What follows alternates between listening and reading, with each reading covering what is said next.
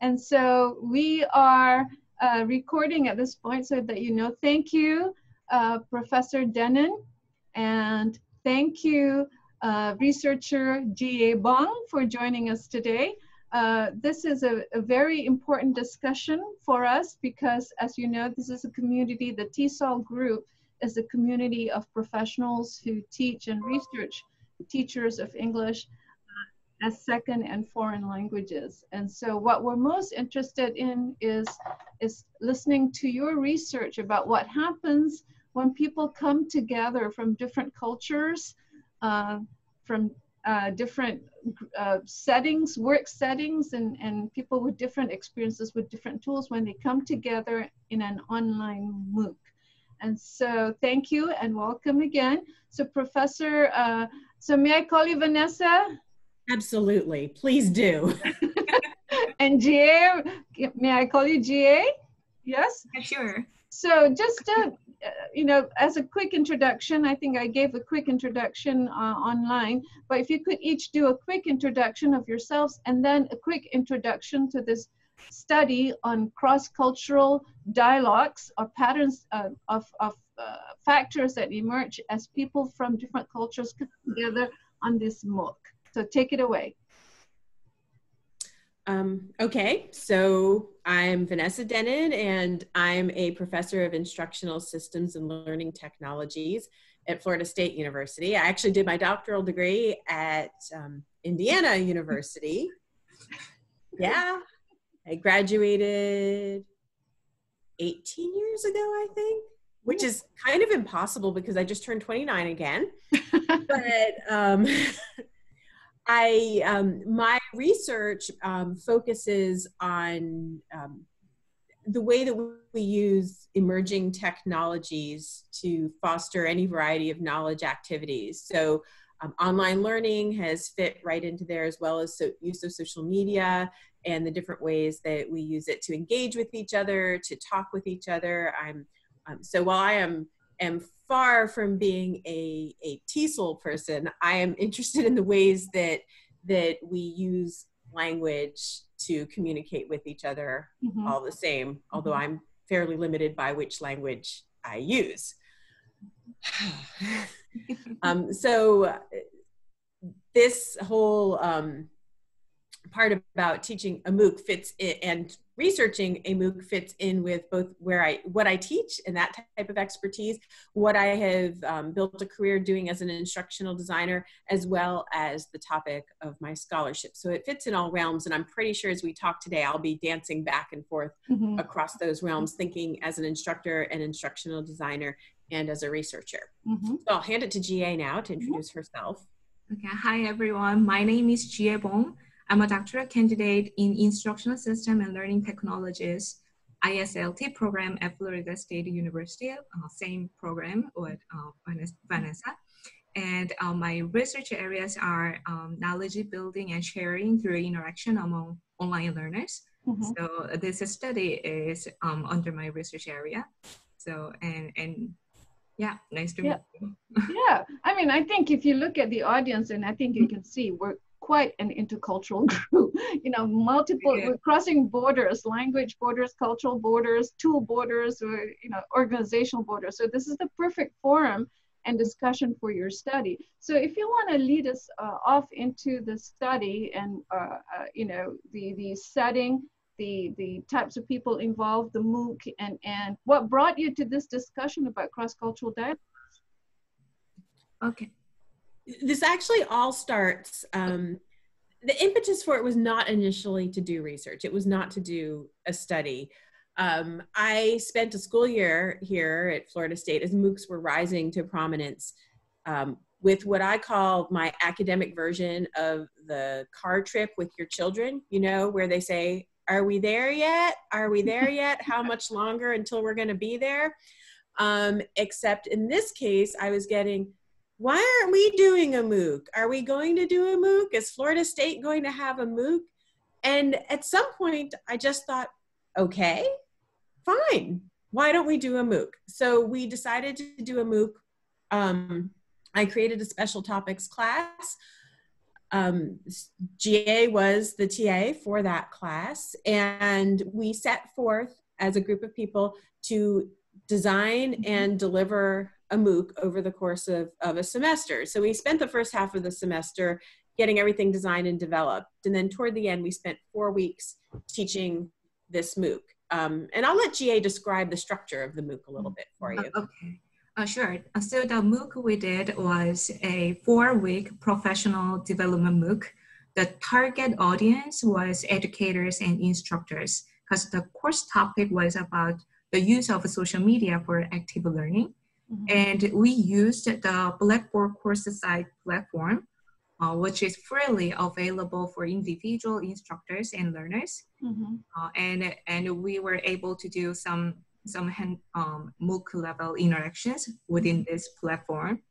And we had 4 one-week modules, and the modules were related but independent. So actually the participants were able to complete whichever ones meet their interest and availability. So this is perfect. I mean, I think the research is coming from a place whereby you're just starting out, you're trying to you're pulling together participants, you don't know where they're coming from. I mean, this is all interesting because I think this gives so much fodder to the research and to the discussion today. So in a sense, let's get into those factors that emerge as you're putting this together, at the beginning, and then as running this, what are some of the, cross-cultural factors that emerged?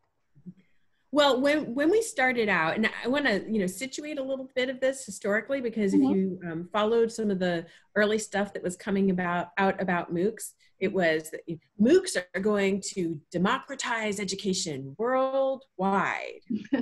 And there are some pretty big problems with the arguments that were being made. I'm just bringing them back so that we remember them. I'm not buying into them. And in fact, I was highly skeptical of them at the time, but they were being sold initially, if you remember, that big and coming out of the open courseware movement. So, MIT and such putting all of their course materials online, that we were going to put all this stuff. It was very US centric too, right? We were going to put all these materials online, and then the whole rest of the world could access them for free and learn from them. And then it went from being just the courseware materials to actually being courses with a bit more of a structure and a teacher. I started out cynical about this, but at the same time recognizing that, of course, once you put something online, you do potentially have this global reach. You can invite anybody who wants to participate. I also recognized right away that I have my own limitations as an instructor. If I do things, it's going to be in the English language because that's what I know. I could probably do a vaguely pathetic job in French, and then beyond that, I'm lost. So, so there we go. And that was the language that brought together me and the group of students, the rest of my team. Now, people on my team had, let's see, what was it, GA? So, well, obviously you're from South Korea, and you can... And Italy and China. Yes. Yes, and we had a Spanish speaker also in the course. And the instructional team.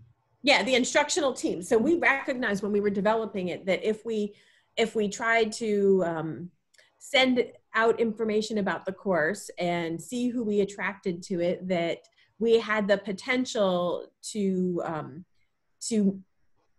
stretch out just a little bit more from an English language only course to be able to provide some additional supports as needed for learners in those different languages. And as we spread the word about the course, because we were doing all this within the confines of our semester, we really didn't know, when would we feel secure that we had enough to release out into the world? And when we did, how much marketing time, so to speak, would we have? We only had a week or two of trying to attract people to the course. And so everybody sent things out through their network. And I think that's how we got, as it comes out in the paper, a cluster of folks from China who we really focused on. But we had students who were in the MOOC, clustered from all over. I would say the bulk of them ended up coming, the bulk of the active participants. So we focus in this paper on 93 of them who were really active in the discussion activities that we had set forth. And you had almost 1,000 people in there, 778. Who had registered for it. So some of these people might have just come in but not left a mark in any way. So they like came and because we also had reading materials and we made videos. There was a whole range of instructional materials. So you could come in and just take a quick look at the structure of the course if you wanted to. You could come in and just engage with the more informational components, or you could come in and be interactive with us. You could attend the weekly webinars, which did invite people to ask questions and interact in that way. And you could also engage in the discussion forum. So we focused in the paper on the 93 people who were engaged in the module activities, the discussions. Forgive me for interrupting, but one of the things that's already coming across is the cultural norms that are being set already in terms of the MOOCs. You know, you're setting some rules of engagement or some rules of participation, which in essence is a MOOC cultural norm already, or a cultural set of, you know, rules and of engagement. And so what happens? Yeah, well, and you know, when we were designing it, we kept talking back and forth between the models that were existing of the X MOOCs versus the C MOOCs. And was this going to be a very highly prescriptive, you must go through in this order and do these activities to earn a whatever badge, certificate, whatever MOOC is giving, or is it going to be this much more constructivist experience that we all, you know, share with? And personally, I lean toward wanting that constructivist experience, but I recognize that we needed to have some informational things built into the course. You know, a lot of the decisions for us about what went into the course reflected my desire to give my own students, not the MOOC participants, but my own students, a really broad experience as instructional designers and as facilitators. So I wanted them to have all of those components. I wanted them to learn how to create the videos. I wanted them to learn how to develop, you know, quizzes, which weren't the most meaningful thing in this MOOC, but still that was a learning experience for them. But I personally valued the ability to interact with all of these people who showed up and to discuss issues related to the topic of the course, which was using social media to support active learning. Now, some of the things we did consider as we thought in the beginning, you know, like, okay, are we going to attract an international learner audience? What do we need to think about here? We did ask ourselves the content. What is the relevance of our content to other people? Is it going to be culturally sensitive and appropriate? Are we representing diverse points of view in the content?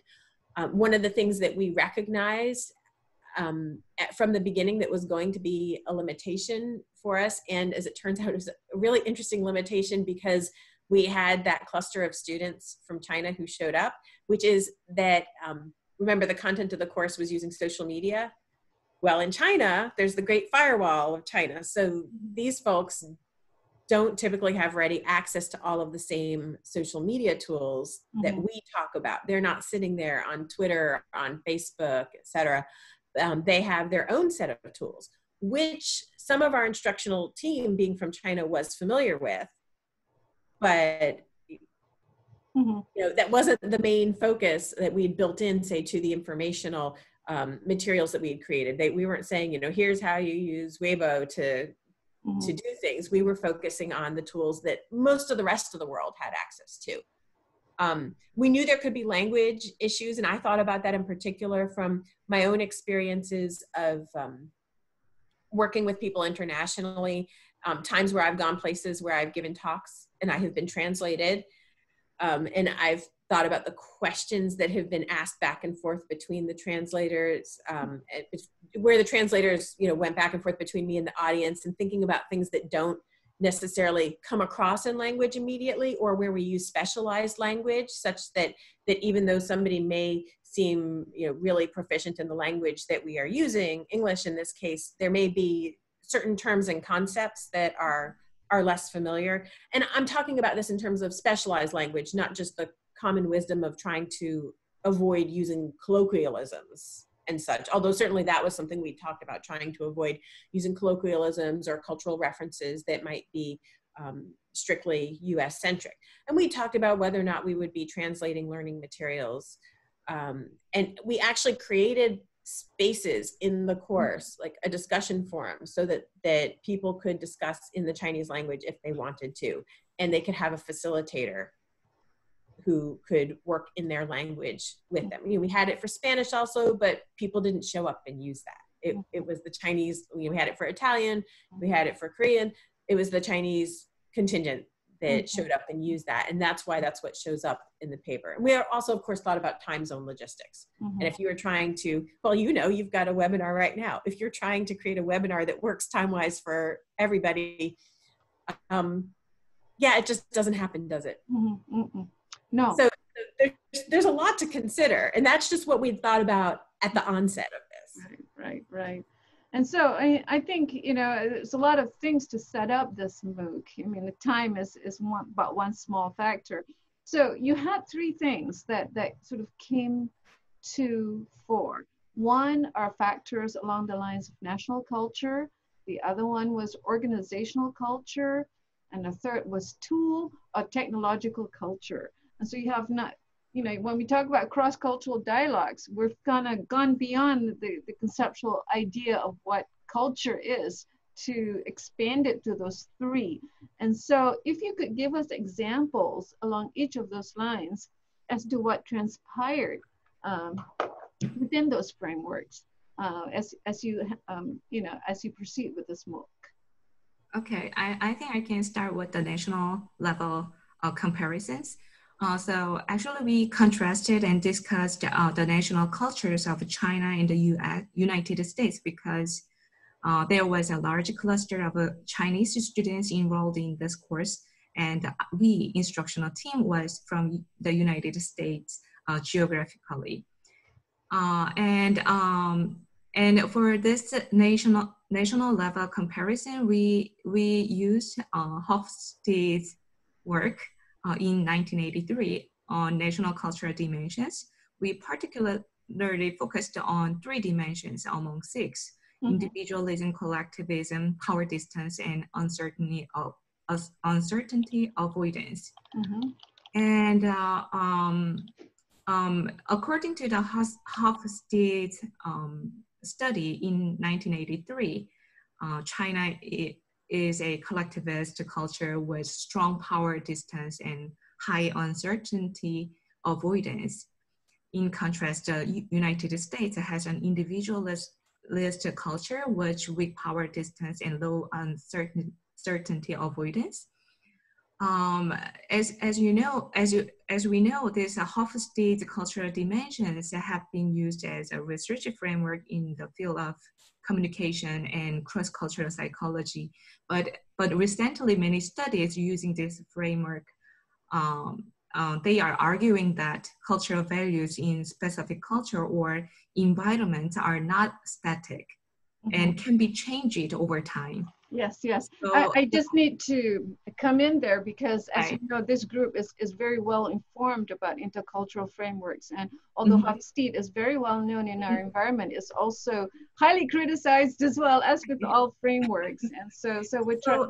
So therefore, one of the things that I think it's a useful framework. And so I just want to share with you and with the audience to kind of where we are at this point in time. It is useful, but it has a lot of things that we're kind of working with as well in terms of that model. Right. And actually, I want to add in about that for a second. Sorry, I didn't mean to interrupt you, GA. And we talked about this briefly before we brought everybody in here. That comes out so strongly as a framework in this manuscript reflects in large part the editorial process, because it was something that we were encouraged to push and really to use heavily as a theoretical framework. It was something that the people giving us peer feedback through the blind review process, as well as the editors, had wanted. What you can find hiding in there, if you look closely, is what I'd actually started out with as the framework, and which is what I still hold on to as my own lens. If you see the stuff that is in there that is coming out of conversation analysis. There's some references in there to Shegoff's work and to Sathis' work, thinking about membership categorization. And for me, that was really the way that I thought personally was more useful to look at what was happening in the discourse, because I was looking at how did people align themselves? What did they initially have to say when they were communicating something about their background or their experience with using social media in an educational context? And to that end, I was finding that this whole idea of membership categorization devices and things like the rule of economy were coming to the forefront. And if you're not familiar with this, when I said at the beginning, introducing myself, that I deal a lot with language stuff, like this is how I deal with language stuff. The rule of economy would dictate that when we present ourselves in an environment, we will choose, to the extent possible, to economize, to be really simple about it. So for example, I'm sitting here today talking to you all as researcher or professor. I'm not talking to you as mom or wife, but these are roles that I play in life, and they actually occupy a lot of my time, but they're not as relevant to this context. And so it was really interesting to see if people joined the conversations to lead with, where they thought it was going, where they thought they might be different or need to represent themselves to others. So, were they saying, I'm part of a university environment, or, I come from a corporate learning environment, or were they saying, I come from this country? Or I use these tools, which could be the tool first perspective. And yeah, I saw that in your research, in the sense that, the way you sort of contextualized your discussion was with what were the challenges or things that they want to bring up in the conversation with you in the MOOC, with everyone in the MOOC. And I think that's where you went first, rather than, the categorization of this is national culture, this is organ, whatever it is. You went with what did they want to raise in their conversations with you. Sorry, GA, we were kind of going off tangent, but that's an excellent preface, Vanessa. Yeah, so thank you. So I'm going to report some of the evidences, some of examples of national culture interactions. But as Vanessa just mentioned, we should think about this is not like static or fixed character of Chinese students or something. Any student from any country actually can make a same learner choices if they have the similar expectations about their learning in this MOOC course. So please keep this in mind. So I'm going to share some examples of this study. So we found some Chinese students in this MOOC. They had expected a more lecture-oriented approach in this course. So they had not envisioned interacting with peers as a part of the learning experience. So they were like more active listeners, not active speakers. So which makes sense. So any students who have that same expectations, they will not engage in the discussions, interactions, right? And overall, there were not many interactions with Chinese students in the discussion forums. It seems that some Chinese students tended to limit their interactions to other Chinese participants. And some of them actually told us they had signed up for this course together, and they met for out-of-course discussions in their native languages to help each other to understand the course materials. So it looks like they ask peer help from their own group rather than help from us, the instructional team. And also we had a Chinese language forum, as Vanessa already mentioned. And the Chinese students, they were really active in the forum. So another evidence, the Chinese students actually made posts in the general module forums, and they created about 43 discussion posts a total. But in this Chinese language forum, the students made over 100 discussion posts, and they had ongoing dialogue about the course topics. Mm-hmm. And another evidence, the volume and the pattern of posting to the forums also differed between the Chinese and Native American students. So the North American students made initial posts and replied to classmates, but Chinese students only commented on their students' posts twice. So most of them were initial posts to the instructor's prompt.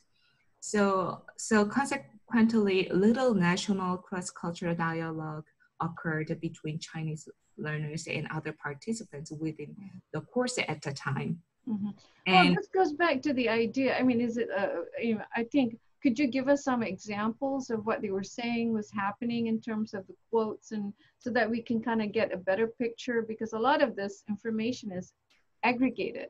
But what are some of the things that came across through the quotes and the dialogues? Okay. You know, for instance, the way they work seems to be very different. The way they use the MOOC platform seems to also be quite different. Is that can you give us a few examples of that? I don't have any dialogue for now, but I have one quote indicating this the finding I just shared. Mm-hmm. So one Chinese student, they made a survey comment. They gave us a comment through a survey. She told us, she said, I posted in Chinese forum because my English is not good, and I did not think non-Chinese would be interested in our talk, and instructors should not have time for talk to students. Mm-hmm. So yeah, so this maybe give us a their expectations. Mm-hmm. Yeah, there are two teacher roles, student roles, and then yes, that's coming forth. Yeah. Mm-hmm. Yeah, and that's something that came through pretty clearly in the survey that we had at the end, where we were basically told things like, they came, they said, and I'm using they as a plural here because by the end of the MOOC, if they had not known each other already, they had sort of banded themselves together as a bit of a group having their own conversation off to the side, that they had really come to the MOOC to see what the MOOC could teach them. Like that was the orientation, and it's much more of an information dissemination orientation as opposed to coming to see what this experience was all about or to discuss ideas with other people. They were really coming more looking for the direct instruction component of it. And a few of them said that they were surprised that there was even something like the discussion forum with the expectation that the instructor of the course was there to interact with them. And did they know enough to be interacting with the instructor? And it's an interesting contrast with some of the other participants in the MOOC who I would say were, I don't know where to go with saying what to attribute this to, right? They were native English speakers, like for the most part, people who were in the US or in the UK or in Australia, and they were fairly assertive on the forums and really would come forward strongly and represent their own expertise. And it was clear that for some of them that they were there to network. That was their purpose. They were there to find other people who wanted to talk about this topic with them, but they were coming with all of their expertise. They weren't coming to gain a lot of new expertise necessarily, but it was more about sharing and processing for them. Well, it's kind of an interesting finding, because when I look at your findings in terms of organizational culture, all of what you've said, is put aside, because when it comes to understanding each other's organizations, I think everybody, regardless of culture, just went in and say, you're from the school. I want to know what your school is doing. What, systems do you have? And so it's sort of almost quote unquote trumps national boundaries, because when it comes to interest in each other's organizational foundations, everybody was, I may be exaggerating it a little bit, but everybody seems to be on equal footing there when it comes to understanding each other's organizational settings. Is that not the case? You would think, and that came forward with like people talking about corporate cultures in there, since we had people representing all different types of learning organizations. Yeah, absolutely. It was, and again, this paper ends up largely being a contrast between the cluster of the Chinese students and what happened with everybody else. And that was just something that they did not lead with and they did not engage with. And you mentioned othering earlier. I mean, it almost felt like at times they were trying to other themselves.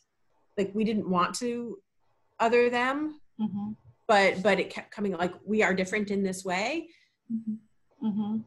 Or they felt othered, or they may have felt it, and we may not have known how to effectively draw them in as well. I mean, it's who knows what it is. Even thinking back about like, well, what was it like 5 years ago to sign up for a MOOC and to be in a MOOC? Not everybody had tried this before. Not everybody really knew what it was. It was just a thing you heard about, and then you decided that you were going to try it. We might have had preconceived notions for some people about what it was or what it should be.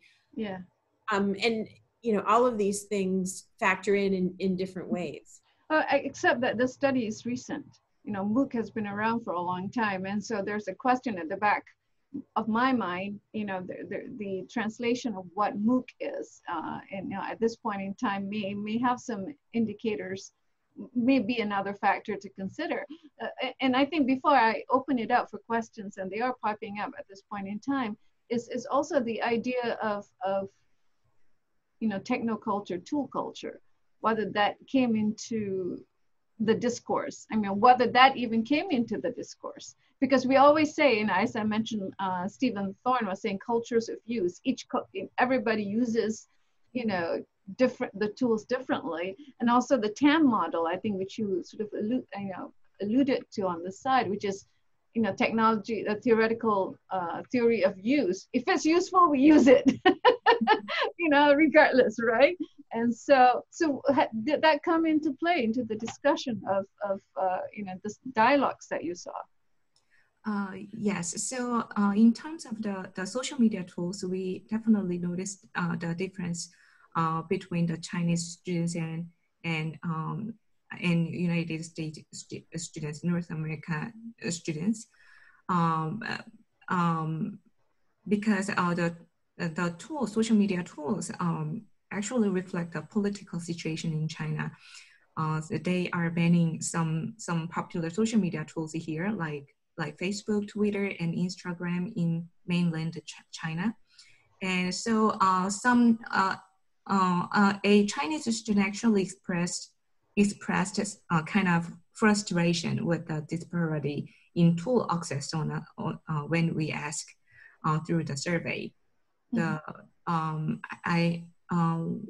For example, one student said, yes, I can say, she said, it's such a big pity that we cannot use some curation tools you recommended directly, while curation tools in China are few. So someone mentioned in our survey. And this lack of shared tools among all students actually created distance between the Chinese learners and other learners in this course. And the other learners were interacting with each other actually through Twitter and Facebook, and also they practicing with the social media tools that were introduced during this course. Because such as we taught some curation tools such as Strawify and Scoopit. But the Chinese learners couldn't interact with learners from other countries over these social media tools. So the Chinese participants had a different and certainly less global experience of social media than other participants in this course. So the cross-cultural issue there was more about access to Western, quote unquote, Western-based tools, because they have their own tools and they have their own, you know, things available to them in China. So the more, it's more the expression of frustration with not getting access to what the instructors have here, rather than, you know, I'm just interested to see whether how they say things are you know, mediated by the tools that they use, but evidently this is more the level of frustration. And so it's about half an hour. We tried to draw parallels for them, because there are parallels that can be drawn from like certain kinds of tools to others. And that one student who pulled out the idea of curation tools, well, that's, you know, that was an area where the tools, we couldn't find something where we could say, hey, this is your equivalent of Twitter. So even there wasn't anybody on our team who is knowledgeable about that. But there's another tool I think we should talk about here. It's not just the social media tools and that kind of access, but and this one group of folks who couldn't access it. But another big tool to this is that there was a learning management system. You know, that's what brought the whole MOOC together. That's what united everybody in that space. And it is worth thinking about what these spaces mean to different people. You know, what is it to be in a learning management system? Is it a top-down system where we expect an instructor to be disseminating content to learners? Or is it a system that facilitates interaction among learners? And I'm not going to draw national differences there. I have research on undergraduate students in the United States. I have this beautiful quote that, if I may paraphrase it, since I don't have it literally sitting in front of me right now, but this would be an American undergraduate student who says, the whole point of online courses is that you don't actually have to interact with anybody. So why would you want to go making some sort of discussion requirements where we might actually have to talk to other people? Boom, mic drop, right? Like that right there was like, that's that person's orientation to all of this. And I think that we all do have different orientations to these tools. Learning management systems, you know, in many ways our orientations to it, I think, reflect the experiences that we have had using these tools before. You know, you don't think about using it in certain ways until you've seen it used in those ways. Like personally, as an instructor, I'm frustrated with them because I feel like most of them are designed in too much of an instructor-centered, top-down manner. I want to open up more spaces in there for my learners to share, and the inability to do so freely is major frustration. But I hear from learners who say, like, of course, this is all about, you know, you should post the lecture notes for me and a video and have a practice quiz, and then we're done. So, you know, what is it? Right. Well, it's interesting you brought those up, because, you know, the idea of presence is teacher presence, you know, social presence. Now, obviously, you know, they have cognitive presence, obviously, but now the emerging area of learner presence, you know, how learners do it and what they want to do with it all, you know, is coming to play. But I know that's a subject for another discussion. So let me pull in some of the discussions of questions that have emerged here, which is the basic fact. One is the idea that, the question, the basic factors to consider when establishing course contents and objectives. So what are, I think you sort of mentioned this at the very beginning, some of the, you know, infrastructure that you had to think about as you try to think about setting up a MOOC that has an international audience. And I think you've delineated some of them, correct? Is there anything else you want to add to that? I think that you need to go into it being realistic about your mindset, that, you know, you as a designer of a MOOC, or really any other kind of course, you at some point you set forth your learning objectives. At some point you determine who your ideal or target learner is going to be, and that's who you design for. That doesn't mean that other people can't come in and get something out of that experience, It doesn't mean that they can't come in with their own personal learning objectives and use it in that way, to the extent, especially with a MOOC, which there are no consequences of not finishing the MOOC. So they touch in on it in their own way, and when it doesn't meet their needs, or they don't have time, or the learners drift away. And I think that you have to acknowledge that you cannot be all things to all people. That whole idea that MOOCs are going to revolutionize and democratize education, and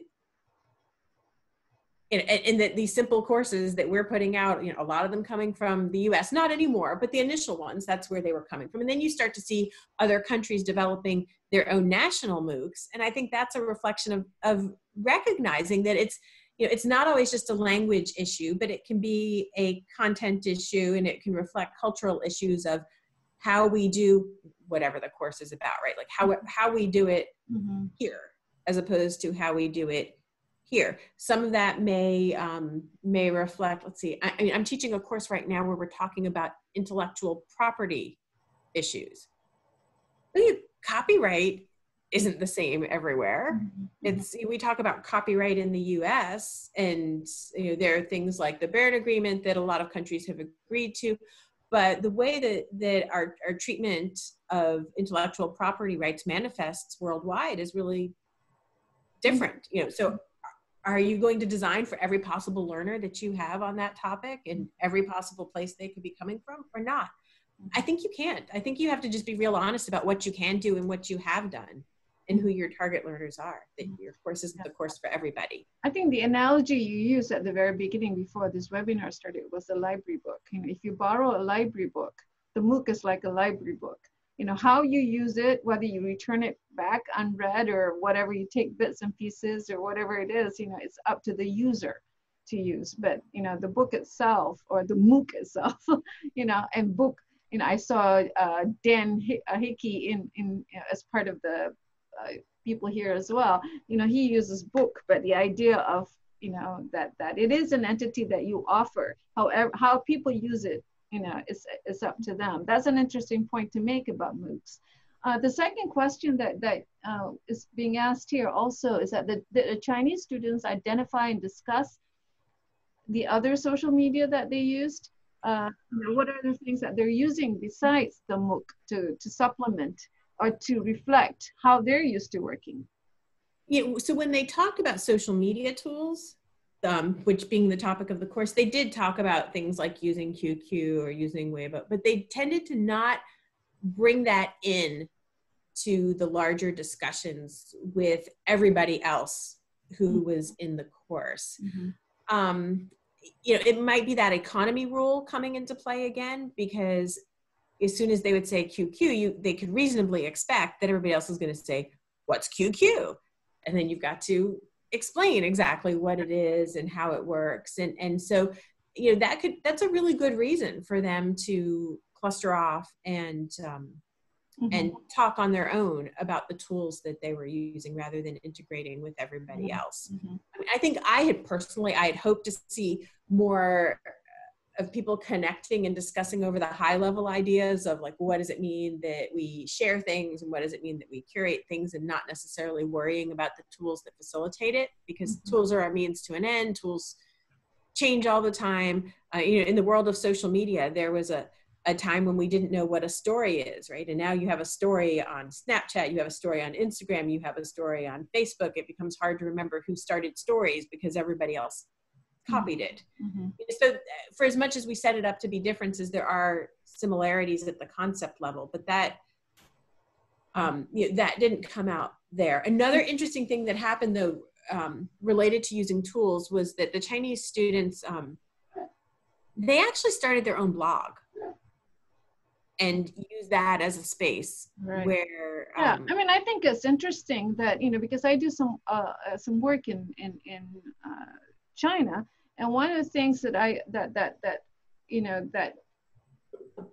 we see also is people work together in different groups, not necessarily like in a formal setting, but there are other things that are happening in addition to what's set up formally, which I think is so rich, so incredible to explore. And so, you know, I think I don't know whether there's something going on there, but I just want to add that. I also want to ask you about the idea of learner presence. When we talk about learner presence now, we are living in an age whereby there's a lot more self-directed learning, self-regulated regulated learning on the part. I wonder whether that's also happening, that you don't see that formal conversation with you in this formal MOOC, but there are other conversations that are happening around. Students are taking control of their own learning. Is that something that, you know, that you see happening a lot in the MOOCs that you're carrying out, or the conversations that you have? You seem to hear other conversations outside the MOOC being referred to in the MOOC itself.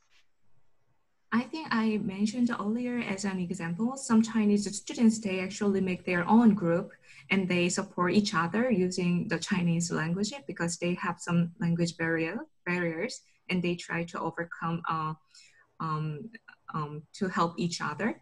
So it was, I guess it is one of the example of self-regulated learning behaviors. Mm-hmm. And I don't have enough information on it. It's not, we didn't go and interview them. I kind of wish we had, but you know, that wasn't the plan of how all of this had emerged, and we didn't know it was happening till it happened. Right. But I had the sense that that cluster of students was somehow at least loosely networked with each other to begin with. And some of that may have to do with how we were able to quickly just disseminate information about the MOOC and attract people to it. So if it, you know, shot out through the same social network and then they found their connections and did that. And that's something that we didn't see as much of in the other people who appeared to be much more present at the MOOC as individuals. But you could see evidence, and this wasn't part of the data set that we included for this, but you could see little bits and pieces of evidence off on the social media platforms we were using. So people tweeting about it, and then you could see other people in their network who are not participants in the MOOC, but you know, still engaged in carrying out other parts of the conversation. And yeah, I think people take their learning experiences and bring them out to their networks to the extent that they believe that the other people in their networks will be interested in them and have something to contribute on that topic. And given that this topic was about learning and using technology, and the people in this course were people who focus on learning and using technology in their jobs every day, it makes a lot of sense for them to, you know, go talk to the whole rest of their network about it. Perhaps more than if they decided to just take a MOOC on astrophysics, because isn't it cool to take a course on astrophysics? Right, there are two questions here, and I think one is from Joe, and I think, you know, you sort of touch base on some of the best practices in terms of creating courses for folks who have different cultural backgrounds. You know, you sort of talked about that a little bit, and if you want to add some more, feel free to. The other question is coming from Professor Hickey, Dan Hickey, who's asking about writing ability as related to speaking and listening. When working with international educators, is there an assumption that their writing is lagging behind their speaking ability? And so he's getting ready to do a hybrid workshop on assessment for visiting Thai graduate students. And he wants to know, he's wanting to know how to kind of think about this, because there is this writing, speaking dimension, you know, in terms of MOOCs, in terms of all online courses. You know, what happens when you have an international audience such as the ones you had? Yeah, and I think, I mean, there's no easy answer to that, is there?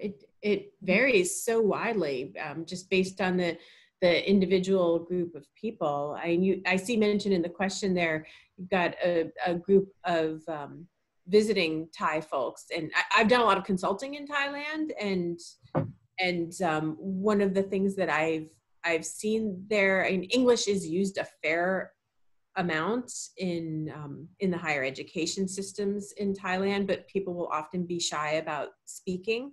They seem to be understanding quite a lot. A lot of the times my experiences there have been that I will have a translator, but the translator is not really working to translate me so much as to translate their questions. I'm sorry, a delivery truck must be on my street, because my dog, who is a huge, excited lab puppy is now going to puff and bark at it. Oh, Yeah. So there's, I think Dan is bringing up an interesting question about writing and speaking when you're teaching online. There is that distinction. The medium, it may not be necessarily language, but the medium also, is making certain dictates on what's shared, across people, interculturally online. Interestingly with that, I think, and this is just, something I've been pondering recently, that,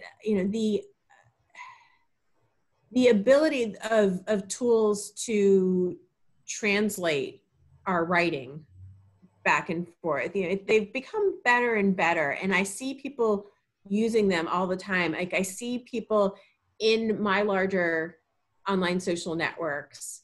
I see people who don't speak the language in which a post was written, but clearly they hit the translate button and then they write back in English, responding to that person. And I know there's no way that person actually can read Chinese or whatever language it is at that level of depth, have understood it and responded.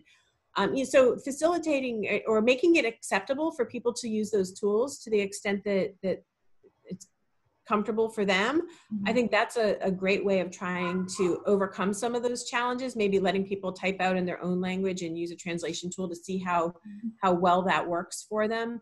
And also being really clear that you want them to get their ideas out, and that's the most important thing. This isn't about the perfection of spelling and grammar. I'm sure their English, Dan, is a lot better than our Thai, huh? Oh, absolutely. I'm just curious about what people's expectations are. I've done mostly stuff online, and so this will actually be the first time I've done something face to face with international people in a while. I do know that in some contexts, like at the Defense Language Institute, where I've been doing some work, they actually have much lower standards for speaking than they do for reading and writing. So I'm just curious about what people's experience are. Right. I think Rosemary was talking about scaffolding, and this is something too that we, when you're teaching online, especially with interculturally, the idea of scaffolding is very important. And avenues for engagement that are many, I think is something that we talk about as well. And so sorry for interrupting. I was just weaving in Rosemary's point. No, that's fine. I do overseas participants tend to use, like I use Grammarly. I think Grammarly is actually worth the, it's not cheap, it's $100 a year, but I find it catches things that other, that Word certainly misses. So I write so much online. I use it for papers. I use it in class. It's good. Right. So. Well, yes, somebody's saying Grammarly is wonderful. I think all of us use it, regardless of our national backgrounds, right? All of us use it. But one of the things also that's really interesting, I think, and I hope you'll address this in your conversation, Vanessa and GA, is that, given where we are at this point in time, there's so much that we can use to communicate interculturally. If you could wrap up the conversation that way on your thoughts about that, on what does this mean pedagogically? I think it means that if we focus on the idea of connecting and sharing our knowledge, as opposed to where some of us tend to be as academics, it's like, getting my perfect paper and having everything written just so. If we can focus on the underlying part of getting the message out and communicating effectively with other people and use all of these tools that we have at our disposal, we can really create much bigger networks of people and have a larger reach, get more feedback, get more ideas from people. And so that can be really powerful. But the historical systems that we have set up for ourselves in academe don't really facilitate that very much. I mean, I recognize in my role as a journal editor that, writing in English, that's That's a really tough one. And sometimes I send papers out to people to review and I say, please don't, clearly, it's written by somebody who's not a native English speaker. Please don't let that cloud your view of the paper. Look at the ideas, because that's fixable, that's editable.